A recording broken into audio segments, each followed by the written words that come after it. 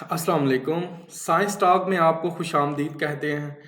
नाज़रीन, एक बहुत बड़ा इशू जिसको हम आजकल फेस कर रहे हैं, ये एक रिसेंटली जो है वो सोयाबीन की इंपोर्ट के ऊपर भी हमने काफ़ी ज़्यादा जो है वो पोल्ट्री के लिए जो हमने सोयाबीन इंपोर्ट की तो वो भी काफ़ी ज़्यादा देर पेंडिंग रही। तो जो सबसे मतलब एक इशू हमें फेस करना पड़ रहा है वो ये क्वेश्चन है कि क्या जीएमओ फूड जो हैं वो इंसान के लिए सेफ़ हैं या कि सेफ़ नहीं है।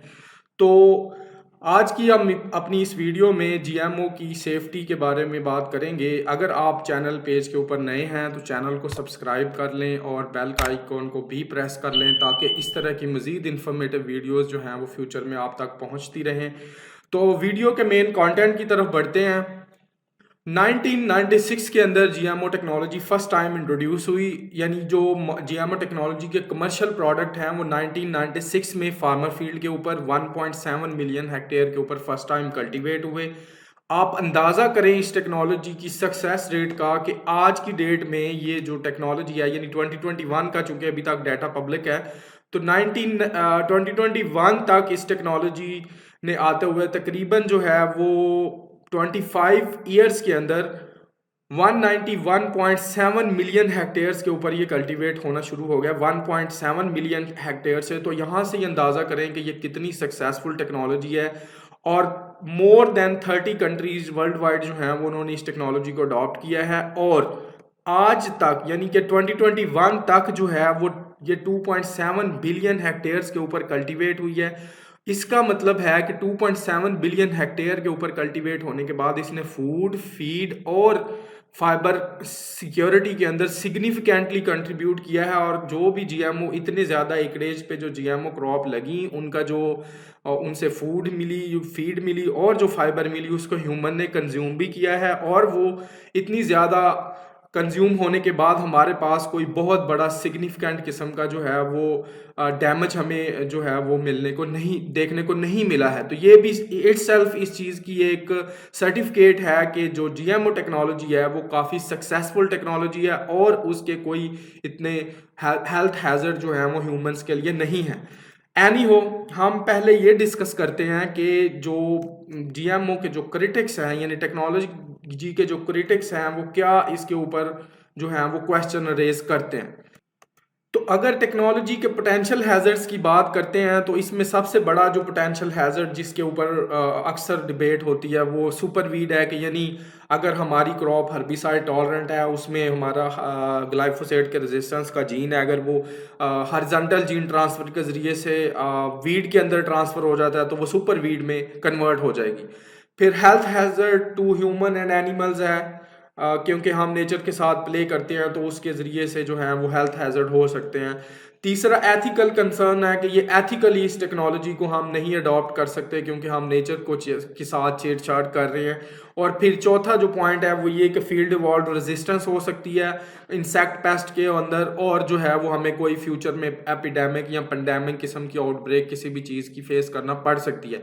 लेकिन आप ये देखें कि 27 years of cultivation, successful cultivation के बाद ना तो हमें कोई सुपरवीड का सामना करना पड़ा है, ना हमें ह्यूमन को कोई हेल्थ और एनिमल की कोई साइंटिफिक एविडेंस कोई हमें मिला है। बाकी स्पेकुलेशन बहुत ज़्यादा है कि ये हो गया है, वो हो गया, लेकिन साइंटिफिकली जीएमओज की वजह से जो है वो इंसानों के अंदर अभी तक कोई भी ऐसा हेल्थ हैजर्ड रिपोर्ट नहीं हुआ है।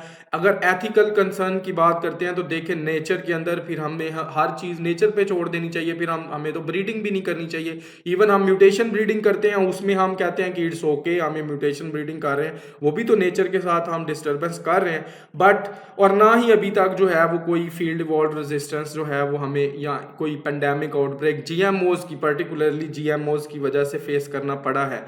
अब यहाँ पे कुछ लोग ये कह सकते हैं कि जो कॉटन, बीटी कॉटन है पाकिस्तान के अंदर, उसमें हमारे उसकी वजह से दो साइडवेज पेस्टराइज हुए, तो उसमें एक और इशू है, वो हम उसको किसी और टाइम पे डिस्कस करेंगे। लेकिन कोई भी पोटेंशियल हैजर्ड जो है वो उसको एक्चुअल हैजर्ड में अभी तक चेंज नहीं हुआ है इस टेक्नोलॉजी का। अच्छा, अब हम यहाँ पे ये बात कर लेते हैं कि जो सबसे बड़ा स्टेक होल्डर है जीएमओ टेक्नोलॉजी का वो यूनाइटेड स्टेट है। अगर हम यूएसए की बात करें तो यूएसए में जब भी जीएमओ को, और ज़्यादातर जो जीएमओज जो डेवलप होते हैं या जीएम क्रॉप जो डेवलप होती हैं वो सबसे पहले जो है वो यूएसए में उनको वहाँ पे उसकी कमर्शियल कल्टीवेशन की परमिशन सीख की जाती है, और उसके बाद जो है वो दुनिया के दूसरे कंट्रीज़ में उसको लेके जाया जाता है, क्योंकि यूएस की मार्केट जो है वो काफ़ी ज़्यादा बड़ी है और वो जीएमओ की तरफ थोड़े से लीनियंट हैं और वो जीएमओ की कल्टीवेशन की परमिशन दे रहे हैं। तो यूनाइटेड स्टेट्स की अगर हम बात करते हैं तो 3 एजेंसीज हैं वहाँ पे जो जीएमओ की टेस्टिंग के अंदर पर्टिकुलरली इन्वॉल्व हैं। फूड एंड ड्रग अथॉरिटी है, एनवायरमेंटल प्रोटेक्शन एजेंसी है और United states department of agriculture है। यानी जो भी जीएमओ डेवलप होता है वो तीनों एजेंसीज उसकी जो है वो बायो सेफ्टी स्टडीज करते हैं और उसके बाद वो जो है वो मार्केट में जाता है। अब हम देखते हैं कि ये तीनों डिपार्टमेंट जो हैं वो किस तरीके से इसकी बायो सेफ्टी स्टडीज करते हैं। तो जो United states department of agriculture है वो environmental impact and field trial जो है वो जीएमओ के कंडक्ट करता है। यानी जीएमओ के को फील्ड में ग्रो करने से जो भी हेल्थ हैजर्ड पोटेंशियल या कोई नॉन टारगेट ऑर्गेनिज्म के ऊपर इफेक्ट, हॉरिजॉन्टल जीन ट्रांसफर या कोई भी ऐसा पोटेंशियल इशू जो कि राइज हो सकता है, तो ये उसकी प्रॉपर स्टडी करते हैं United state department of agriculture. और उसके लिए वो तकरीबन टाइम फ्रेम इसका है 1 to 3 years। और इसके ऊपर जो एक जीएमओ को के ऊपर कॉस्ट इन्वेस्ट होती है वो $1 लाख टू $1 million के तक जो है वो इन्वेस्टमेंट होती है। यानी हैवी किस्म की जो है वो biosafety study United state department of agriculture conduct करता है।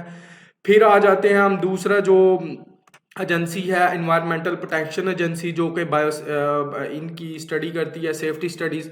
तो वो क्या स्टडी करते हैं? Safety of GMO product that are intended for use as pesticide. यानी आपने कोई ऐसी क्रॉप डेवलप की है जिसको आप बायो पेस्टिसाइड के तौर पे फार्मर फील्ड में लेके जाना चाह रहे हैं, यानी ग्लाइफोसेट टॉलरेंट क्रॉप है आपकी या कोई और इस तरह की, तो उस केस में जो है वो इन्वायरमेंटल प्रोटेक्शन एजेंसी उसकी प्रॉपर स्टडी करती है, उसके नॉन टारगेट ऑर्गेनिज्म के ऊपर इफेक्ट, उसके ह्यूमंस के ऊपर इफेक्ट, और उसकी जो भी बायोसेफ्टी स्टडीज रिक्वायर होती हैं वो इसकी कंडक्ट करती है।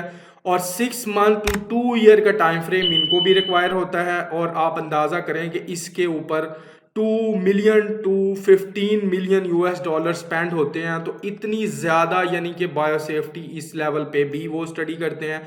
फिर आगे आ जाती है तीसरी एजेंसी जिसकी हम बात कर रहे थे, food and drug administration authority जो है, वो भी जो है जीएमओ प्रोडक्ट की इंसानों के लिए और जो जानवर हैं उनके लिए इनकी बायोसेफ्टी स्टडी करते हैं, प्रॉपर बायोसेफ्टी स्टडी करते हैं। और जब तक कोई भी जीएमओ जो है वो हर लिहाज से सेफ नहीं होता है वो उसको मार्केट में अलाउ नहीं करते हैं। तो ये भी इनका भी जो टाइम फ्रेम इनको भी रिक्वायर होता है वो 6 month to 2 year का टाइम फ्रेम है। और इस पे भी approximately 2 million to 15 million US dollar की इन्वेस्टमेंट होती है।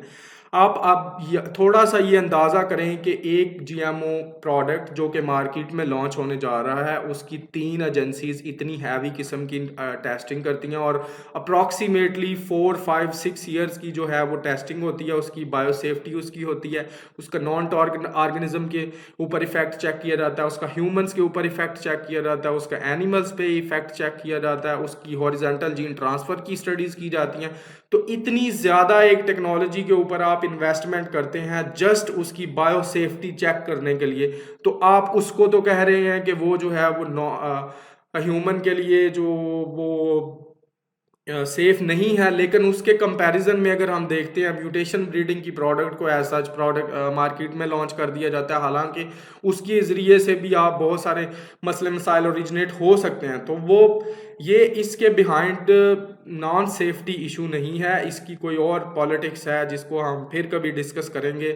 तो आज की इस वीडियो में हम कंक्लूड ये करते हैं कि अगर एक प्रोडक्ट यूएस के अंदर उसकी कमर्शियल कल्टीवेशन की इजाज़त दी जा चुकी है और वो वहाँ पे मार्केट में कल्टीवेट हो रहा है आफ्टर प्रॉपर बायोसेफ्टी स्टडीज़, तो अगर उसको पाकिस्तान में या किसी भी दुनिया की कंट्री में उसको लेके आया जाता है तो वहाँ की अपनी जो कंट्री की बायोसेफ्टी स्टडी है वो भी कंडक्ट हो जाए।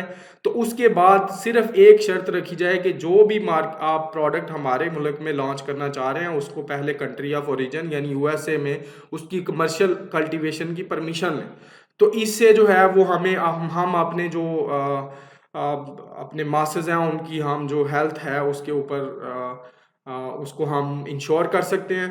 तो उम्मीद है नाजरीन कि आपको हमारी ये वीडियो पसंद आई होगी। अगर आप चैनल पेज पे नए हैं तो चैनल को सब्सक्राइब ज़रूर कीजिएगा। वीडियो के बारे में अपनी राय जो है वो कमेंट सेक्शन में ज़रूर शेयर कीजिएगा।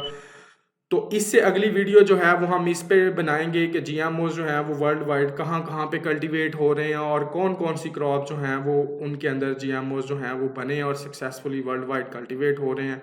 तो इंशाल्लाह मिलते हैं आपको नेक्स्ट वीडियो में, तब तक के लिए अल्लाह हाफिज़।